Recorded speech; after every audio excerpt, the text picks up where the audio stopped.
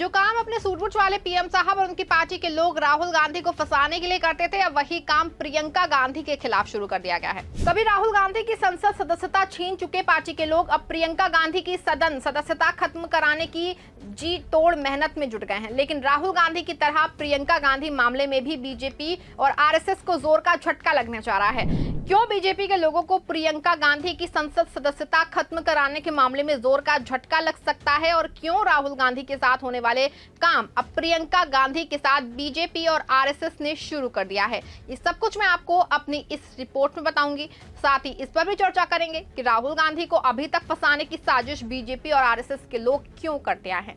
नमस्कार, आप देखना शुरू कर चुके हैं 4 PM और मैं हूं आपके साथ सिमरन। दोस्तों, साल 2024 में प्रियंका गांधी ने पहली बार वायनाड लोकसभा सीट से उपचुनाव लड़ा और 4,10,000 वोटों के भारी अंतर से जीत हासिल की। ये वही सीट थी जिसे राहुल गांधी ने रायबरेली चुनने के लिए छोड़ दिया था।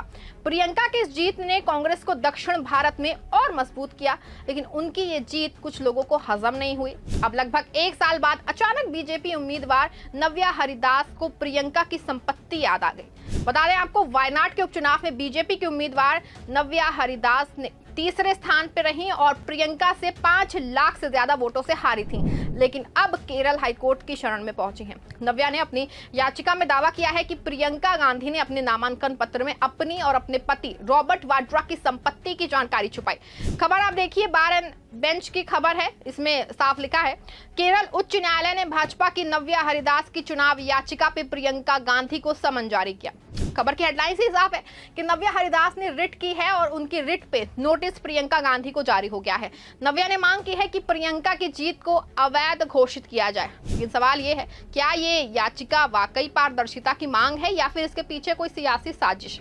वैसे केरल हाईकोर्ट ने 10 जून 2025 को प्रियंका गांधी को नोटिस जारी किया। इस मामले की अगली सुनवाई अगस्त 2025 में होगी। नव्या हरिदास का आरोप है कि प्रियंका ने अपने हलफनामे में कई अचल संपत्तियों और निवेश की जानकारी छुपाई जो उनके और रॉबर्ट वाड्रा के स्वामित्व में है। आपको बता दें कि कांग्रेस इसे सस्ती लोकप्रियता बता रही है, तो पार्टी के प्रवक्ता प्रमोद तिवारी ने कहा कि प्रियंका गांधी ने 4 लाख से ज्यादा वोटों से जीत हासिल की। ये याचिका जनता के जनादेश का अपमान है, लेकिन बीजेपी इसे जनता के साथ न्याय का मुद्दा बना रही है। बता दें आपको, ये पहली बार तो है नहीं जब गांधी परिवार को इस तरह के कानूनी मामलों में उलझाने की कोशिश की जा रही है। राहुल गांधी के 2023 में मानहानि केस में 2 साल की सजा सुनाई गई थी, लेकिन बाद में उनकी लोकसभा सदस्यता रद्द कर दी गई थी।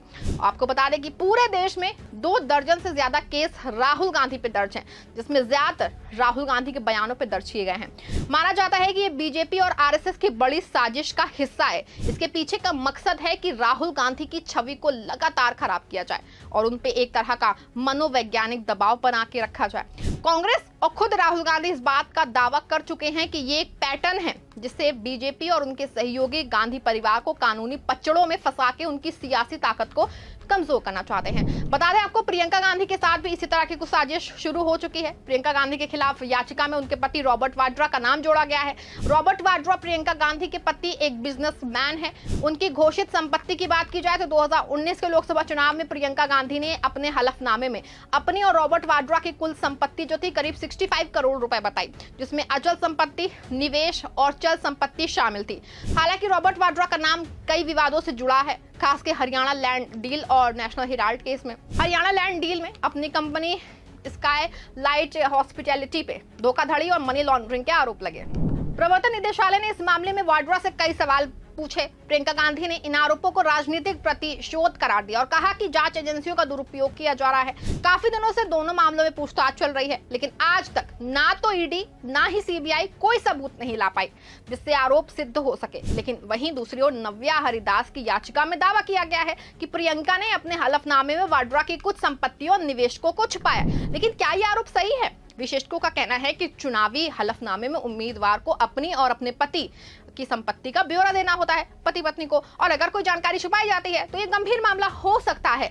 लेकिन अब तक कोई ठोस सबूत सामने नहीं आया है जो कि नव्या के दावों को पुख्ता करता हो। सवाल यह है कि अगर प्रियंका ने कुछ छुपाया होता तो क्या चुनाव आयोग इसे नामांकन के समय ही पकड़ नहीं लेता? हालांकि नव्या हरिदास की याचिका को हाईकोर्ट ने गंभीरता से लिया है। कोर्ट ने नोटिस जारी की है। अब अगली सुनवाई अगस्त में होगी।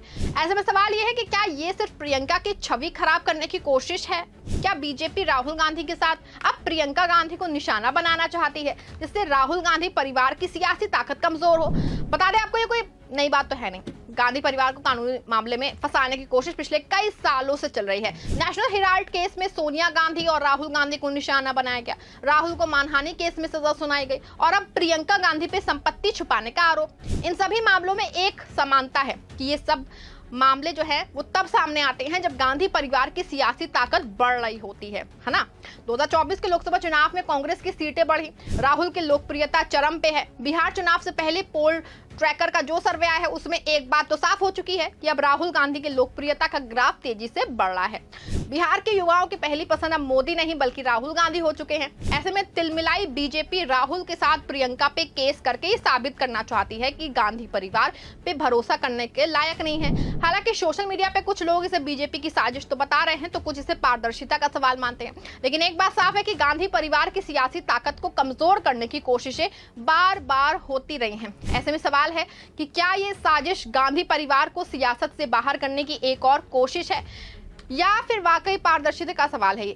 अगस्त 2025 में केरल हाईकोर्ट की सुनवाई इस मामले में कुछ साफ कर सकती है। लेकिन एक बात तय है कि राहुल गांधी और प्रियंका गांधी की बढ़ती लोकप्रियता ने बीजेपी को बेचैन कर दिया है। बिहार के आगामी चुनाव में राहुल गांधी की रैलियां और प्रियंका की सक्रियता कांग्रेस को नई ताकत दे सकती है। लेकिन क्या बीजेपी साजिश में कामयाब होगी या गांधी परिवार एक बार फिर से इन चुनौतियों से पार हो जाएगा? ये समय तो आने पर पूरा सच पता ही चल जाएगा। इस पूरे मामले पे लेके आपकी क्या राय है? क्या ये एक सियासी साजिश है या कानून का सवाल है? अपनी राय कमेंट में जरूर लिखिएगा। राजनीति की सच्ची और बेबाक खबरों के लिए देखते रहें 4 PM न्यूज़ नेटवर्क।